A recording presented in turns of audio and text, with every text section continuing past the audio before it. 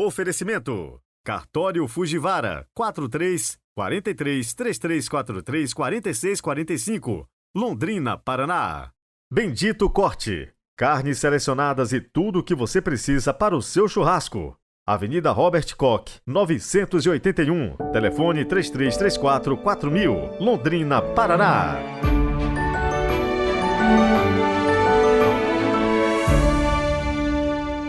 Olá, bom dia! Sejam muito bem-vindos a essa sexta-feira, 13 de outubro de 2023. Hoje tem Enciclopédia Bíblica e vamos falar um pouco sobre a morte. Qual era a crença no Antigo e no Novo Testamento? Então, vamos lá. Colocado diante da possibilidade de morrer, Paulo escreveu aos cristãos de Filipos: "Para mim, o viver é Cristo e o morrer é lucro. O meu desejo é partir e ir para estar com Cristo." Ele sabia que para o cristão existe vida maravilhosa depois da morte, tornada possível pela morte e ressurreição de Jesus. Mas o povo hebreu nem sempre acreditou numa vida após a morte. Nos primeiros tempos, os israelitas pensavam que quando alguém morria, ia para um lugar sombrio debaixo da terra, chamado Sheol. Foi só com o decorrer dos tempos que começaram a indagar-se como um Deus justo podia deixar que pessoas boas terminassem dessa maneira. E assim chegaram à conclusão de que o Sheol não podia ser o fim de tudo. Certamente havia ressurreição e o destino final da pessoa dependeria da maneira como viveu neste mundo.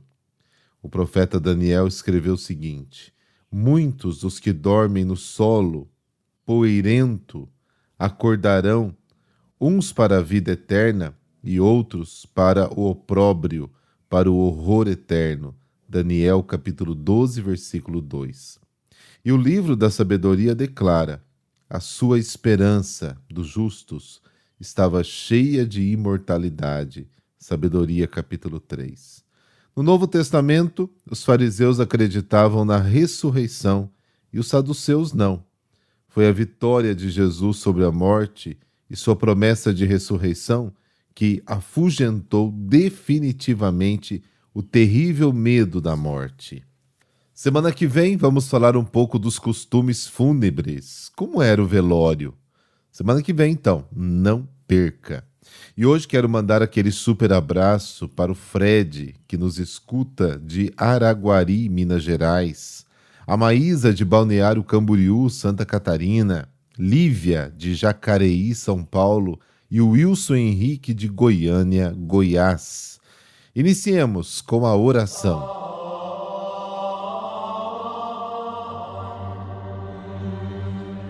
Pelo sinal da Santa Cruz, livrai-nos Deus, nosso Senhor, dos nossos inimigos. Pai Todo-Poderoso, derramai vossa graça em nossos corações, para que, caminhando à luz dos vossos preceitos, sigamos sempre a vós, como pastor e guia. Amém.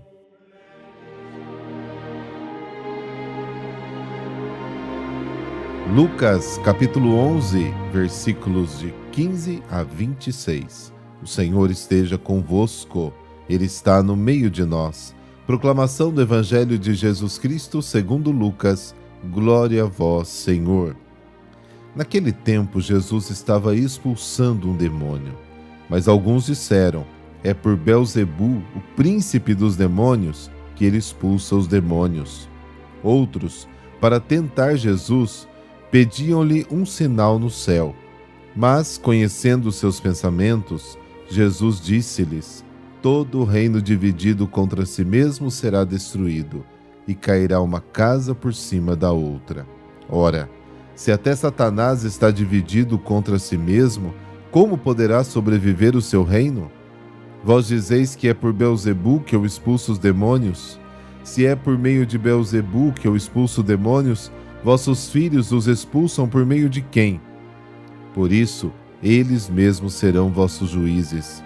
Mas se é pelo dedo de Deus que eu expulso os demônios, então chegou para vós o reino de Deus. Quando um homem forte e bem armado guarda a própria casa, seus bens estão seguros. Mas quando chega um homem mais forte do que ele, vence-o, arranca-lhe a armadura na qual ele confiava e reparte o que roubou. Quem não está comigo está contra mim, e quem não recolhe comigo dispersa. Quando o espírito mau sai de um homem, fica vagando em lugares desertos à procura de repouso. Não encontrando, ele diz: vou voltar para minha casa de onde saí. Quando ele chega, encontra a casa varrida e arrumada. Então ele vai e traz consigo outros 7 espíritos piores do que ele. E, entrando, instalam-se aí.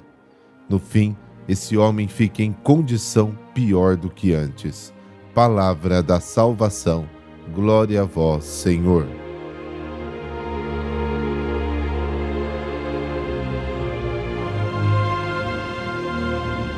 Jesus estava expulsando demônios.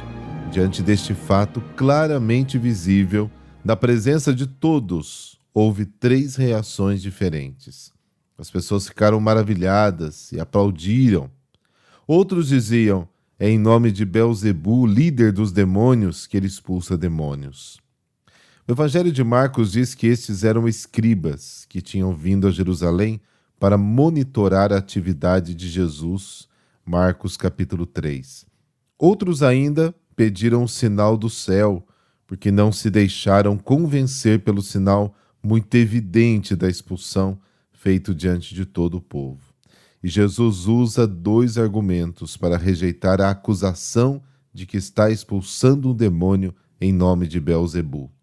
O primeiro: se o diabo expulsa o seu próprio demônio, ele se divide e não sobrevive. E em segundo lugar, Jesus lhe devolve o argumento: mas se eu expulso os demônios em nome de Beelzebu, em nome de quem expulsam os seus filhos? Com essas palavras fica evidente que eles também expulsavam demônios, e em nome de Beelzebu.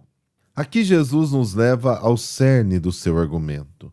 Quando um homem forte e bem armado vigia o seu palácio, todos os seus bens estão seguros. Mas se alguém mais forte do que ele vier e o derrotar, ele arranca a armadura com a qual contava, se apoiava e distribui os seus bens. Na opinião do povo daquela época, Satanás dominava o mundo através dos demônios, daimônia. Ele era um homem forte, bem armado, que guardava sua casa. A grande notícia foi o fato de que Jesus era capaz de expulsar demônios. Um sinal de que ele foi e é o homem mais forte que veio. Com a chegada de Jesus, o reino de Beelzebu entra em declínio. Mas se eu expulso demônios com o dedo de Deus, então o reino de Deus chegou até vocês. Quando os sábios do faraó viram que Moisés estava fazendo coisas que eles não eram capazes de fazer, foram mais honestos do que os escribas antes de Jesus e disseram: aqui está o dedo de Deus. Êxodo capítulo 8. Na época de Lucas, na década de 80, diante das perseguições, muitos cristãos voltavam e abandonavam as comunidades. Eles voltavam a viver como antes. E para alertá-los, e também a todos nós, Lucas preserva as palavras de Jesus sobre a segunda queda ser pior que a primeira. O primeiro impacto causado pela ação de Jesus entre o povo é a expulsão dos demônios. Até os espíritos impuros ele dá ordens e eles lhe obedecem. Marcos capítulo 1. Uma das principais causas da discussão de Jesus com os escribas foi a expulsão de demônios. Eles o caluniaram, dizendo: ele está possuído por Beelzebu. É em nome de Beelzebu, líder dos demônios, que ele expulsa os demônios. O primeiro poder que os apóstolos receberam quando foram enviados em missão foi o de poder expulsar os demônios. Deu-lhes poder sobre os espíritos impuros. Marcos capítulo 6. O primeiro sinal que acompanha o anúncio da ressurreição é a expulsão dos demônios. Os sinais que acompanharão aqueles que crerem são estes: expulsarão demônios em meu nome. Marcos capítulo 16. A expulsão dos demônios foi o que mais impressionou o povo. Chegou ao centro das boas novas do reino. Por meio da expulsão, Jesus restaura as pessoas a si mesmas. Ele lhes devolve o julgamento e a consciência, Marcos capítulo 5. E, sobretudo, o Evangelho de Marcos, do início ao fim, com palavras quase idênticas, relata incansavelmente a mesma imagem. E Jesus expulsou os demônios. Marcos capítulo 1, capítulo 3, capítulo 5, 6, 9, 16. Parece um refrão que sempre se repete. Hoje, em vez de usar sempre as mesmas palavras, usaríamos palavras diferentes para transmitir a mesma imagem e diríamos: o poder do mal, Satanás, que tanto assusta as pessoas, Jesus venceu, dominou, agarrou, derrotou, expulsou, eliminou, exterminou, destruiu e matou. O Evangelho quer nos dizer com isto que é proibido ao cristão ter medo de Satanás. Através da sua ressurreição e da sua libertação, Jesus tira de nós o medo de Satanás, dá liberdade ao coração, firmeza na ação e faz aparecer a esperança no horizonte. Devemos caminhar pelo caminho de Jesus com o sabor da vitória sobre todo o poder do mal.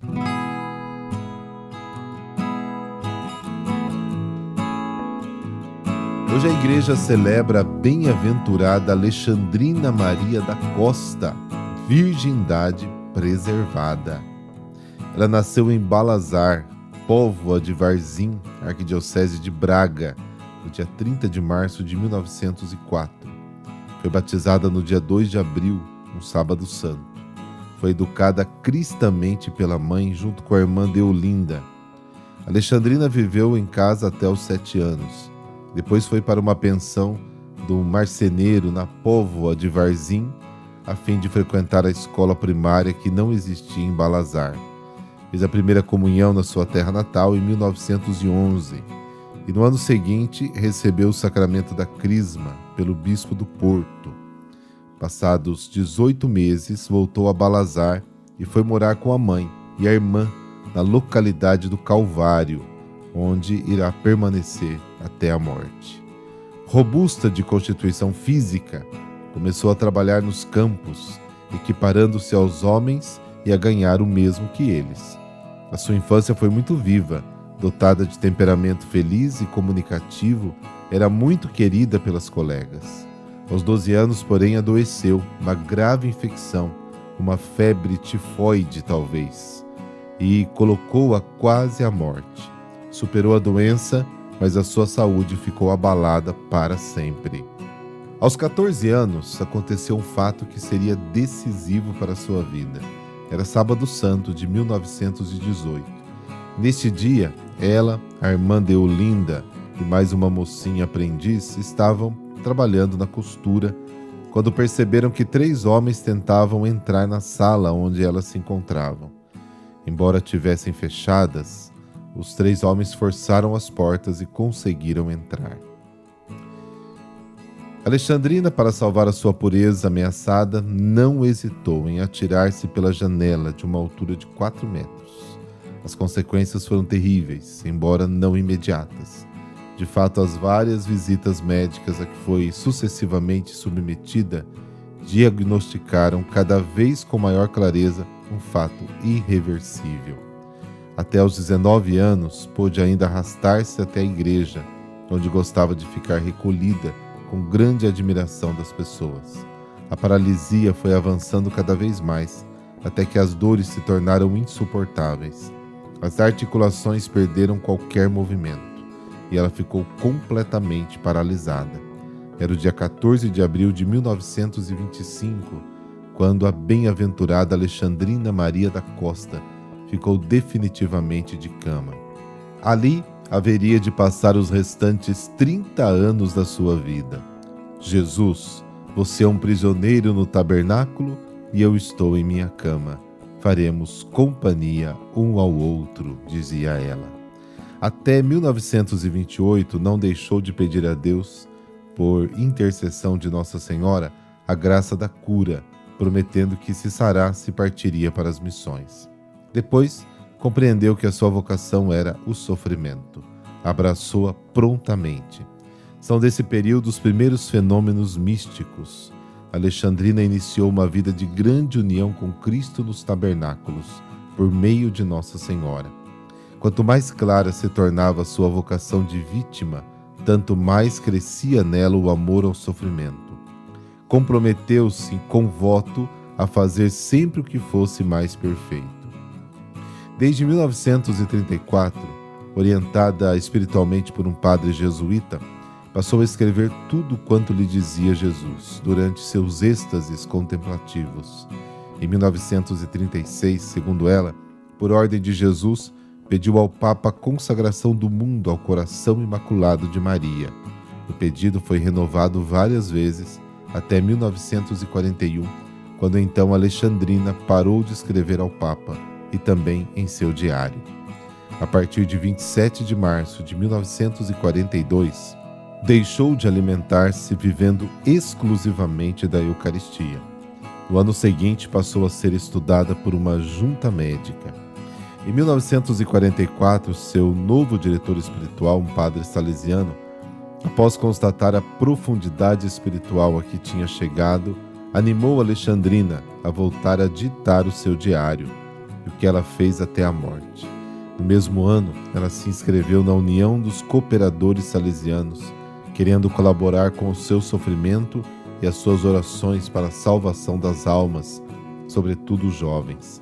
Atraídas pela fama de santidade, muitas pessoas vindas de longe buscavam os conselhos da Rosa Branca de Jesus, como era também chamada pelos fiéis, que já veneravam em vida a Santinha de Balazar.